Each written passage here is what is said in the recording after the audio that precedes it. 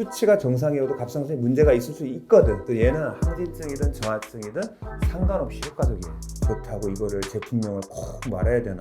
구독과 좋아요, 의학혁명에 큰 힘이 됩니다. 갱년기 여성의 질환이랑 갑상선 질환이랑 비슷하다는 얘기들을 많이 봤거든요. 비슷해요. 원인은 다른 거죠. 결과는 같은데. 당연히 혈액 검사를 통해서만 알 수 있는 건가요? 정황이 다르죠. 자, 갱년기는 이미 생리가 끊어진다든지 생리 양이 확 준다든지 정황이 있잖아요. 그 정황을 바꿔서 이미 판단이 되죠. 물론 더 정확히 검사를 하려면 호르몬을 검사하면 되죠. 혈액 검사하면 되죠. 하지만 갱년기 있다고 바로 혈액 검사하지는 않잖아요. 하지만 뭐 원리는 그렇죠. 호르몬 검사를 해서 수치는 정상이 나왔는데 증상은 계속 있어요. 그런 경우는 왜 그런 건가요? 그거는 정확하게 얘기하자면 갑상선이 아니지만 같은 결과인 거죠. 갱년기 여성이야. 근데 증상은 갑상선 항진증과 비슷해. 막 열 오르고 막 땀나고 막 그래. 근데 혈액 검사를 했네? 갑상선 혈액 검사를. 정상이야. 그런 경우가 충분히 있죠. 충분히 가능한 거예요. 근데 그 경우는 그러면 갑상선이 아닌 다른 이유로 그렇게 오를 가능성이 높다. 왜? 제가 왜 이 말씀 드리냐면 수치가 정상이어도 갑상선에 문제가 있을 수 있거든. 자, 그 경우 얘기할게. 오케이. 지금 좋은 질문했다. 갑상선 수치를 정상, 비정상 가이드라인이 있잖아요. 예를 들면 여기서부터 여기라고 이 범위 안에 들어가면 정상이라고 칩시다. 그러면 여기는 병이야. 여기면 딱 경계에 걸리면 여기면 마치 2월 28일은 겨울이고 3월 1일은 봄인가? 항상 애매한 부분이 있어요. 기준선이라는 거는 가이드라인을 정한 거예요. 자, 그러면 이 기준은 아니야. 그런데 여기 있는 사람은 뭐냐는 얘기예요. 그럼 이 사람은 괜찮다고 봐야 될 거냐? 문제가 있다고 보냐? 시각이 다른 거예요. 그러면 여기 있는 사람인데 증상은 있을 수 있단 말이에요. 그러면 여기 있으니까 정상인데 문제가 있네. 그럼 어떻게 판단을 해야 되죠? 자, 이런 부분이 있기 때문에 똑똑한 의사를 만나는 게 맞는 것 같아요. 저라고 얘기 안 했습니다. 네. 그럼 운동은 혹시 뭐가 있을까요? 운동하면 다 좋아집니다. 저는 그런 말 하고 싶지는 않고요. 운동 좋죠. 활동을 한다는 건. 운동은 여러 가지 효과가 있는 것 같아요. 뭐 정신적으로도 있고 그러니까 당연히 운동은 좋은데 이런 게 있는 거예요. 항진증은 정말 그 그레이브스병 항진증 막 열나는 사람 보고 운동하라고 그러면 이거 뛰는 것 때문에 힘든데 더 뛰라고 그러면 죽겠죠. 근데 너 운동 부족이야. 운동해야 돼. 말이 돼요? 자, 그러면 그런 분들한테는 어떻게 해야 될까요? 운동하지 말고 누워있으라고 그럴까요?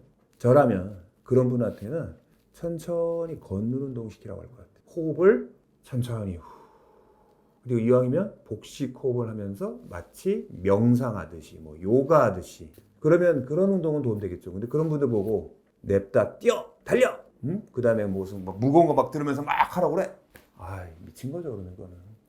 그럼 저하증인 사람은 추천하는 운동이 있어요? 저하증은 당연히 운동을 하면 좋은데 그것도 마찬가지예요. 피곤해 지치면 죽겠는데 그 운동하라고 하면 그럼 그런 사람한테 운동하라면 뭐 어떻게 하면 되겠어요? 어떻게 하긴 어떻게 해. 먹이고 운동하면 되지. 잘 먹고 운동하세요.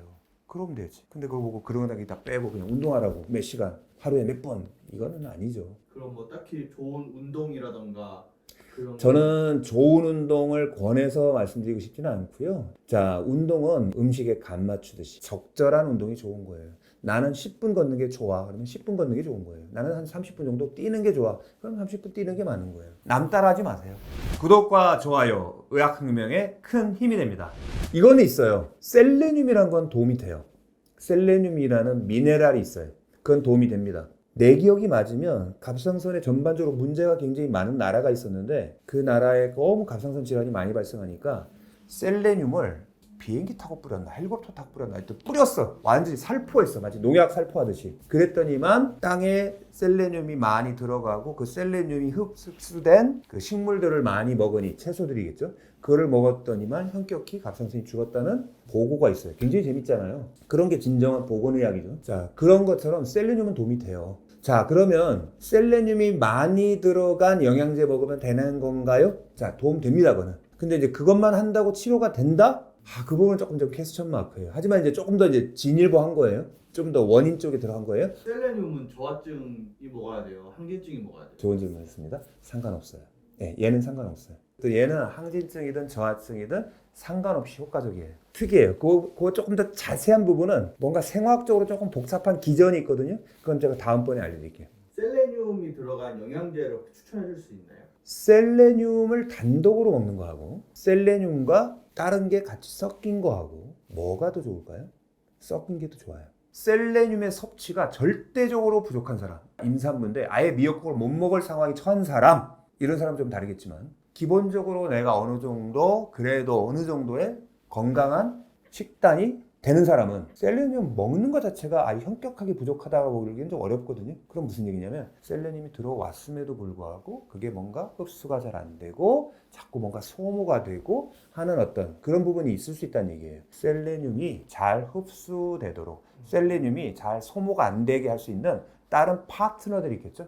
이런 파트너들과 같이 간 복합 처방이 효과도 좋아요. 근데 이런 복합 처방은 머리가 좋은 분들이 많기 때문에 이미 좀 많이 만들어져 있어요. 근데 이것도 조금 조심해야 될 게 광고빨로 막 하면서 우리 게 좋아 우리 게 좋아하는데 또 현혹되기가 쉬워요. 그런 부분이 있어서 좋다고 이거를 제품명을 꼭 말해야 되나. 그거는 제가 조금 찾아보고 말씀을 드릴게요. 그것까지는. 왜냐면 이건 제품명까지 말씀드린다고 그러면 이거 좀 정확해야 되잖아요. 제가 쓰는 게 있는데 그거는 일반인들이 못 구입합니다. 병의원만 쓸 수 있는 거라 이걸 말씀드려봤자 깐죽깐죽하는 것 같잖아요. 그래서 먹지도 못하는데 이거 먹어 이거 먹어 이거 먹어하는 것 같으니까 그런 거 안 할 테니까 이 제품명은 이 유튜브 그 후기 거기다가 올려놓을게요. 됐죠? 네. 구독과 좋아요 의학혁명에 큰 힘이 됩니다. 감사합니다.